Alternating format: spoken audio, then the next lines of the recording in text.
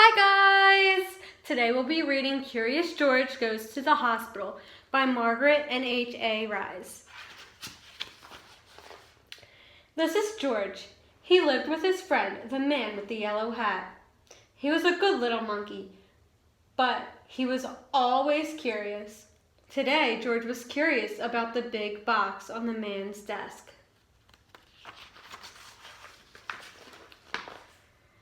What could be in it? George could not resist. He simply had to open it.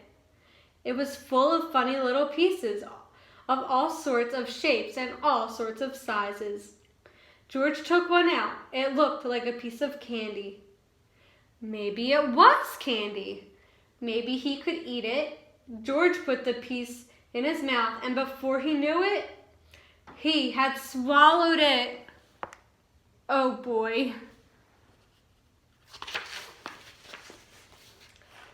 A while later, the man with the yellow hat came home. "Why, George," he said, "I see you have already opened the box with the jigsaw puzzle. It was supposed to be a surprise for you. Well, let's go to work on it." Finally, the puzzle was finished. We almost finished, but one piece was missing.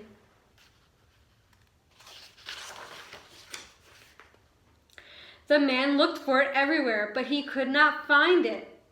"That's strange," he said. "It's a brand new puzzle. Well, it cannot be helped. Maybe we'll find it in the morning. Let's go to bed now, George." The next morning, George did not feel well. He had a tummy ache and did not want to eat his breakfast. The man was worried. He came to the telephone and called Dr. Baker. "I'll be over as soon as I can," said the doctor.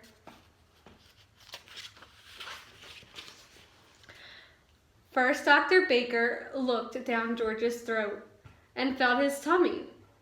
Then he took out his stethoscope and listened. "I'm not sure what's wrong," he said. You'd better take George to the hospital and have an x-ray taken. I'll call them and let them know you are coming." "Don't worry, George," said the man when they were driving to the hospital. "You have been there before when you broke your leg. Remember how nice the doctors and nurses were?" George held his big rubber ball tight as they walked up the hospital stairs.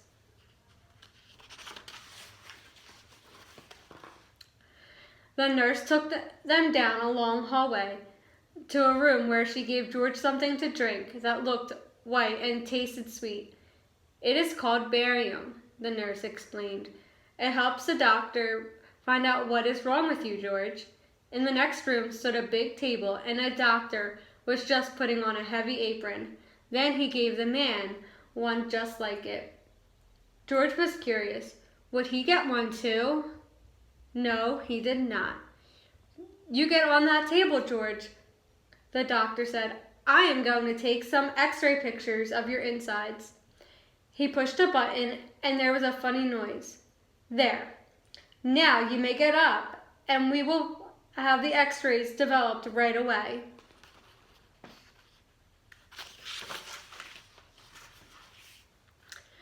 "Now let's see. There's something there that should not be," said the doctor when they were looking at the x-rays.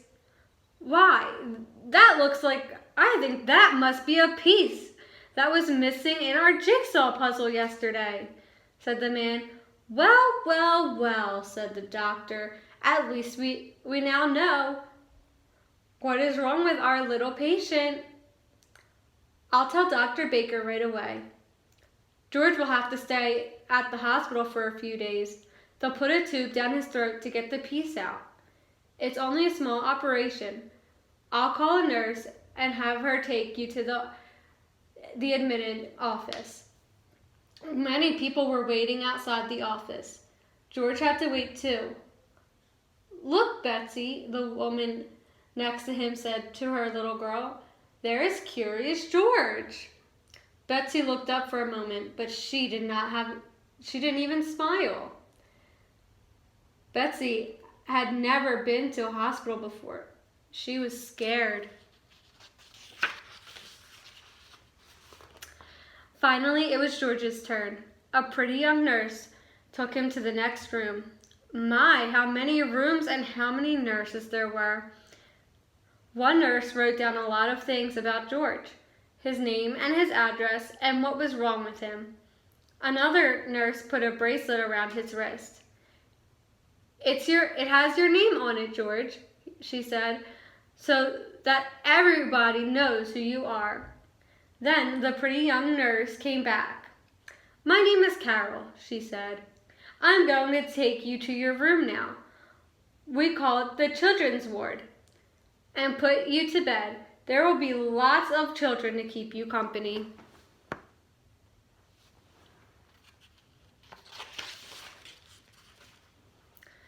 And so it was. There were a lot of children in the room. Some were up and around. Others were in their beds with a doctor or a nurse looking after them. Dave was having a blood transfusion. Steve had his leg bandaged and was sitting in a go-kart. Betsy was in bed looking sad. George got the bed next to Betsy. George was glad when he was in his bed at last.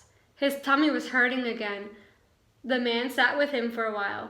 Now, I have to leave you, George, he finally said. I'll be back first thing in the morning before they take you to the operating room. Nurse Carol will tuck you in when it's time to sleep. Then he left. George just sat there and cried. As he had promised, the man was back early the next morning. The nurses were keeping George very busy. One nurse was taking his temperature, one was taking his blood pressure, one was giving him a pill, to make you sleepy, George, she said, and one was getting ready to give him a shot. It's going to hurt, George, she said, but only for a moment. She took his arm and George let out a scream. But the needle hasn't touched you yet, said the nurse, laughing. There, now it's done. That wasn't so bad, was it? No, it really was not. And anyway, it was over now. By the time the attendant came with the stretcher to wheel him to the operating room, George was getting sleepy. He tried hard to stay awake. He was curious to see what would happen next. He could see a big table with bright lamps over it and the doctor and nurses all around. They had caps on their heads and masks over their faces. Only their eyes were showing. One of the doctors winked at George and patted his head. It was Dr. Baker, who had been to the house when it all had started. He looked funny with his mask on, and then George was fast asleep. When George woke up, he did not know what had happened. He did not even know where he was. Then he saw Nurse Carol. It's all done, George, she said. They got the piece out. In a day or two, you will be running around again. The man had brought him a picture book, but George felt sick and dizzy. His throat was hurting too. He was not even curious about the new book. He closed his eyes again. Well, we'll let him sleep, said Nurse Carol. The more he sleeps, the better. The next morning, George felt better. He even ate a dish of ice cream. Dr. Baker came to see him, and the man, of course, came too. Betsy was watching him from time to time. She seemed a little less sad, but she still did not smile. Steve wheeled his go-kart over to George's bed. Tomorrow I can get up and try to walk, he said. Boy, I can hardly wait.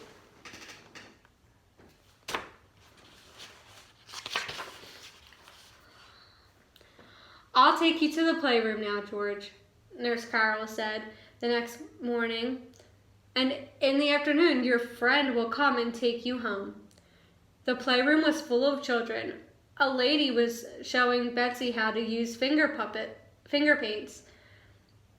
There were all sorts of things to play with, even a puppet theater. And that was just the thing for George. He had 4 hands so he could handle 4 puppets at the same time. George gave a real puppet show with a dragon and a clown and a bear and a policeman. The children laughed and shouted, and even Betsy, for the first time, smiled a little.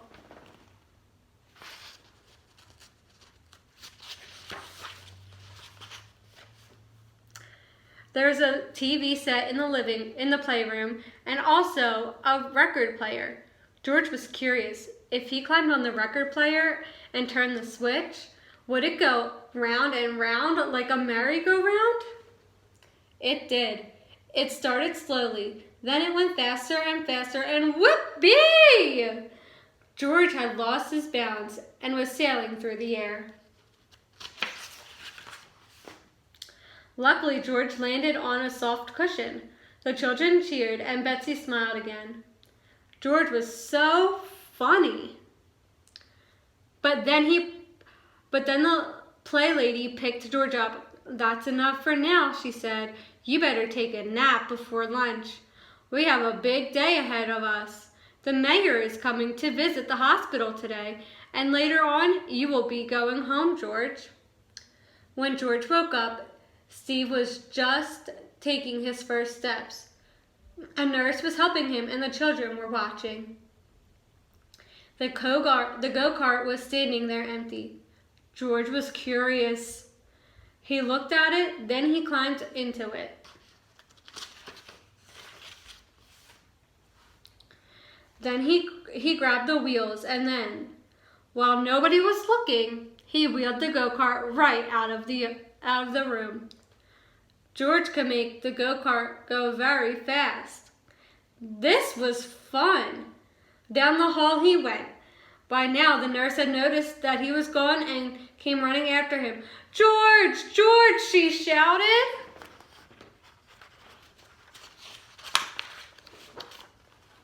But George was too excited to listen. He wheeled around the corner and down the ramp to the floor below, where some men were busy pushing lunch carts and a lot of doctors and nurses were showing the mayor around.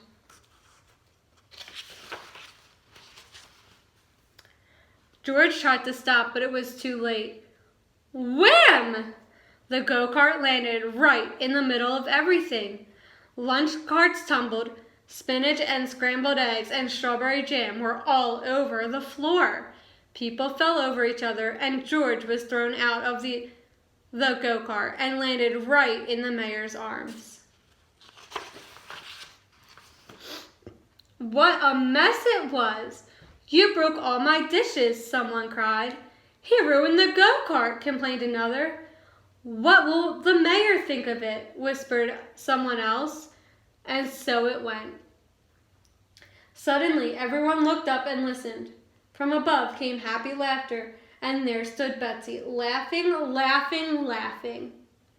Then the children joined in. Then the mayor started laughing, and finally, everybody just laughed and laughed. Everybody, that is, except George.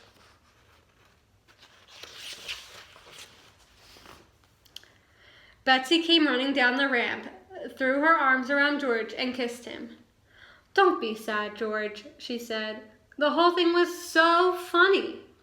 I never laughed so hard in my life. I'm so glad you were in the hospital with me." Now the director of the hospital spoke. "I am sorry this happened, Mr. Mayor," he said. "But I think we'll just clean up the mess and be done with it." "George," he went on, "you've made a terrible mess, but you also made our sad little Betsy happy again, and that is more than any of us has done. And now I see your friend has just come to take you home. So goodbye, George, and take good care of yourself."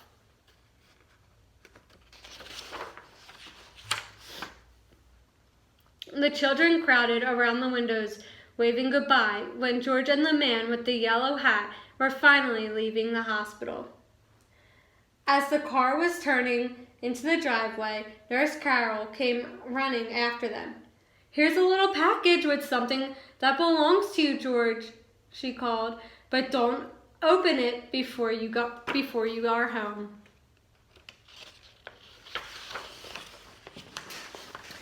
George was curious. Well, who would not be? The moment he reached home, he ripped the paper off, tore open the box, and there was the piece of the puzzle that had caused all the trouble. "How nice of the doctor to save it for us," said the man with the yellow hat. "And now we can finish the puzzle." The end.